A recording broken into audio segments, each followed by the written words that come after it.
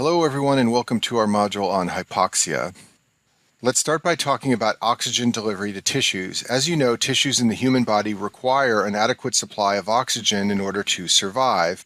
And the amount of oxygen that is delivered to our tissues depends on the cardiac output, in other words, how much blood flow goes to the tissues, and also on the oxygen content of the blood that's going to the tissues. So in order to have proper oxygen delivery to tissues, you need both a normal cardiac output and a normal oxygen content of the blood. So what determines the oxygen content of our blood? Well, basically, it's dependent on three factors. The first is the oxygen binding capacity. This is how much oxygen the blood can hold, and it's mostly determined by hemoglobin because, as you know, hemoglobin binds oxygen with a very high affinity. So the more hemoglobin in your blood, the more binding capacity of your blood. The second factor is the percent saturation. This is how saturated those hemoglobin molecules are.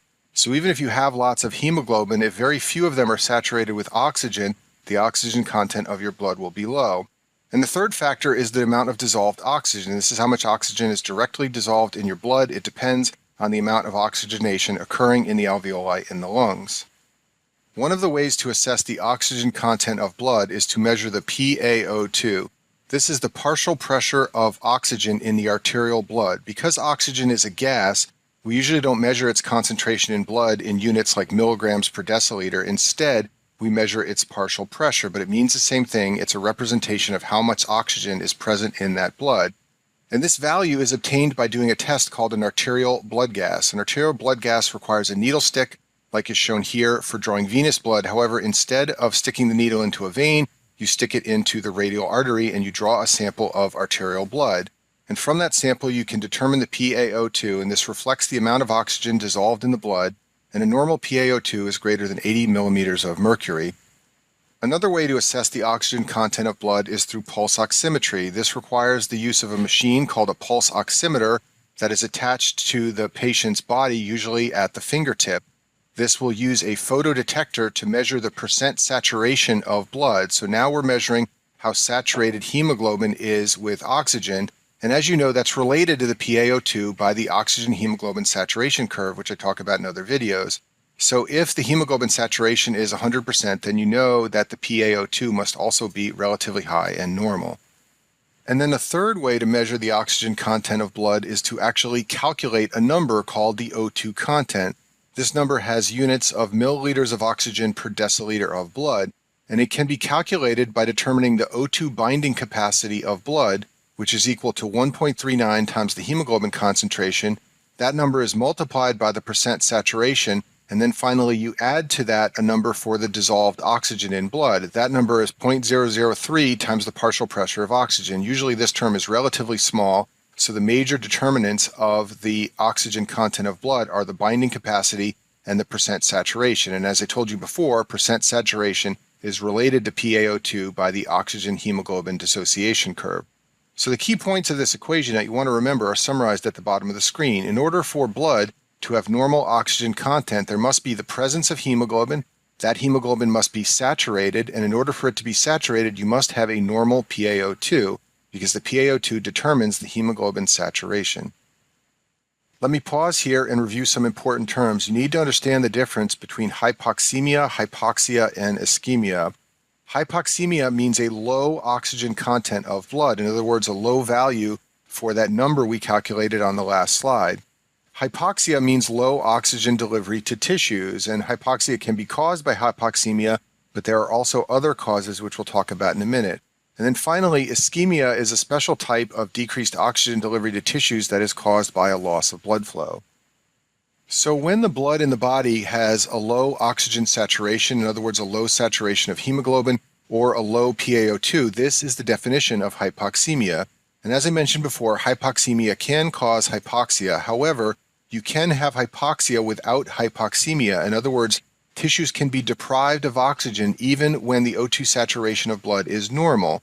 So at the bottom of the screen, I've listed common causes of hypoxia. Hypoxemia is definitely one of them, but there are three others that you need to know for the Step 1 exam, and those are heart failure, anemia, and carbon monoxide poisoning. So let's go through those in the next few slides.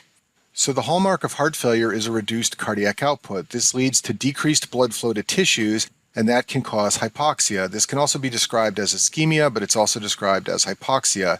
In this situation, the O2 content of the blood may be normal. Now, some patients in heart failure with pulmonary edema have a reduced oxygen content of blood because of the pulmonary edema. However, heart failure patients who do not have pulmonary edema and are oxygenating normally can still have hypoxia of their tissues, and that is because of the reduced blood flow due to the heart failure. In this setting, the PaO2 and O2 sat may be normal, but there is still hypoxia because of reduced blood flow. So in other words, if you look at this equation at the bottom of the screen, in a heart failure patient who is not in pulmonary edema, the O2 binding capacity of blood may be normal, the percent saturation may be normal, the dissolved oxygen content may be normal, and even the PaO2 may be normal, but the patient can still have hypoxia, and that is because of reduced blood flow. In patients with severe anemia, the oxygenation of blood by the lungs is normal, but the oxygen carrying capacity of blood is reduced because of a lack of hemoglobin. If you look at the equation at the bottom of the screen for O2 content, it is heavily dependent on the O2 binding capacity, which is determined by hemoglobin. So in the setting of anemia, this O2 binding capacity is reduced, and therefore the O2 content of blood is reduced, even though the lungs are working just fine. So if you calculate the O2 content of blood in an anemic patient, it will be low. However, if you measure the partial pressure of oxygen, it will be normal because the lungs are working fine. If you determine the O2 saturation of hemoglobin, that will also be normal because oxygen is binding to hemoglobin normally. There just isn't enough hemoglobin available. And then finally, carbon monoxide poisoning is a special cause of hypoxemia. Carbon monoxide binds to the iron in heme with 240 times the affinity of oxygen. This will block oxygen binding sites in hemoglobin and cause a functional anemia. And this phrase is very important. This is how you want to think of carbon monoxide poisoning. It causes a functional anemia by taking hemoglobin away from oxygen. The alveolar oxygen, in other words, the oxygen content in the lungs, the P big AO2, is usually normal. This is because even though patients are inhaling carbon monoxide, the amount of gas required for poisoning is usually small, so oxygen fills the alveoli at a relatively normal level.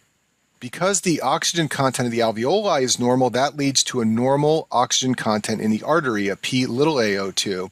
However, there will be decreased O2 binding to hemoglobin despite that normal PaO2, and that's because carbon monoxide is blocking the O2 binding sites. So for this reason, the oxygen saturation of blood, the oxygen saturation of hemoglobin will be low. Now, one caveat here I should tell you that's a clinical point. The pulse oximeter often shows a normal 100% O2 sat in patients who have carbon monoxide poisoning. This is because the pulse oximeter cannot distinguish between hemoglobin bound to carbon monoxide and that bound to oxygen. However, in reality, the oxygen saturation of hemoglobin is reduced. And then if you go ahead and calculate the oxygen content of blood, that is also reduced. So I've summarized the findings of carbon monoxide poisoning at the top of the screen here. There is a normal P little AO2. There's a low oxygen saturation of blood in reality, although there may be a normal oxygen saturation reported by the photodetector. And then finally, all of this leads to tissue hypoxia. So in this slide, I've summarized the causes of hypoxia. In hypoxemia, you have a reduced oxygen content of blood, as well as a reduced PaO2 and a percent saturation. In heart failure, the oxygen content, the PaO2, and the percent saturation are all normal. The blood is being oxygenated normally. The problem is blood flow. In anemia, you have a reduced oxygen content of blood because of low hemoglobin levels. However, the PaO2 and the oxygen saturation are normal. And then finally, in carbon monoxide poisoning, the oxygen content is reduced, the PaO2 is normal, and the percent saturation is reduced because carbon monoxide is blocking binding sites for oxygen. And I put a little asterisk here just to remind you that the photodetector may report a normal O2 sat in the setting of carbon monoxide poisoning. Now let's talk about alveolar gas. When you are breathing room air at sea level, the partial pressure of oxygen in the air you are inspiring is about 150 millimeters of mercury. Down inside the alveoli of your lungs, however, the partial pressure is lower. It's only about 100 millimeters of mercury. We call this partial pressure the P big AO2. The big A stands for alveoli. And the reason it's lower than the partial pressure of oxygen in the inspired gas is because gas exchange is occurring in the alveoli. Oxygen is being taken up by the blood and carbon dioxide is being pushed into the alveoli. Now, after oxygen is picked up by blood in capillaries, as I've shown here, it travels to the arterial system where you can measure it with an arterial blood gas. And if you were to measure it, you would find out that the partial pressure of oxygen is about 90 millimeters of mercury. We call that the P little AO2. The little a is for arterial. And the reason it's lower than the 100 millimeters of mercury in the alveoli is because there is some mixing of blood that does not pass through the alveoli. We have some blood vessels in the lungs that travel through the lungs. They do not go past the alveoli, and they mix with the blood coming from the alveoli, and thus you get a slightly diluted and slightly lower oxygen concentration in the arterial blood of 90 compared to 100 in the alveoli.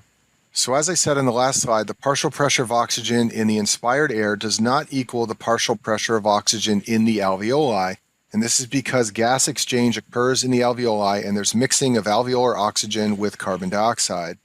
It would be wonderful if we could sample the alveolar gas and determine the oxygen content, but you can't do that. There's no way to get a sampling device all the way down into your alveoli, but luckily there is a way to calculate the partial pressure of oxygen in the alveoli using easily obtainable numbers.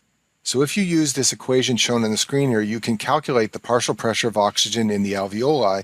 To do that, you take the partial pressure of oxygen in the inspired gas and you subtract the partial pressure of carbon dioxide in the artery, which is easy to identify from a blood gas, and you divide by a number called R. R is the respiratory quotient. It's the ratio of CO2 that's produced divided by oxygen consumed, and under normal circumstances it's 0.8, although it can rise to 1 in settings like exercise. So if you use this equation in a person breathing room air at sea level, the partial pressure of oxygen in the alveoli is equal to 150 minus the partial pressure of CO2 in the artery obtained from a blood gas divided by 0.8. If you determine the oxygen content in the alveoli, you can then determine a very helpful number called the AA gradient. This is the difference between the alveolar and arterial oxygen content, and it's very helpful in evaluating hypoxemia of unknown origin. In order to calculate the AA gradient, step 1 is to measure the P_AO2 and the P_CO2. These are both determined from an arterial blood gas test. You then determine the P_AO2 from the gas equation on the last slide. You can then calculate the AA gradient by subtracting the PaO2 minus the P_AO2. And normal is about 10 to 15 millimeters of mercury, and as I mentioned before, this is because some blood bypasses the alveoli and mixes with the arterial blood. There are vessels called trapezian and bronchial veins which empty into the arterial system, and they bring blood that has not been oxygenated by the alveoli together with oxygenated blood, and they slightly lower the oxygen content in the artery compared to the alveoli, and that creates the normal AA gradient. So if a patient has hypoxemia, meaning a reduced oxygen content of their blood, but their AA gradient is normal, this means their alveoli are working. The problem for this patient is that the patient is not inhaling enough oxygen. So this can be seen with any form of hypoventilation. If there is a reduced respiratory rate or reduced tidal volume for any reason, that can lead to hypoxemia with a normal AA gradient. So things that can cause this are high dosages of narcotics, which can suppress the respiratory drive, neuromuscular weakness, which blunts the ability to take in a breath of air, or obesity. You can also see hypoxemia with a normal AA gradient at a high altitude. At very high altitude, there's a low partial pressure of oxygen, so even though the alveoli are working, it can lead to hypoxemia despite a normal AA gradient. And all these forms of hypoxemia with a normal AA gradient can be treated with more oxygen. That's because the alveoli are working just fine, and so if you push more oxygen into the lungs, you will raise the oxygen content of the blood. In contrast, when there's hypoxemia with a high or increased AA gradient, this means something's wrong with the alveoli. They're not working. Either they can't get oxygen to the blood, or the blood is not going to working alveoli. And most lung diseases have a high AA gradient, diseases like pneumonia and pulmonary edema and many other lung diseases. And we'll talk about in the video on VQ mismatch that there are 3 basic mechanisms that cause hypoxemia with a high AA gradient. Those mechanisms are fibrosis, shunt, and VQ mismatch. And anytime you see hypoxemia with a high AA gradient, these are one of the mechanisms that may be leading to that pathology. And that concludes our video on hypoxia.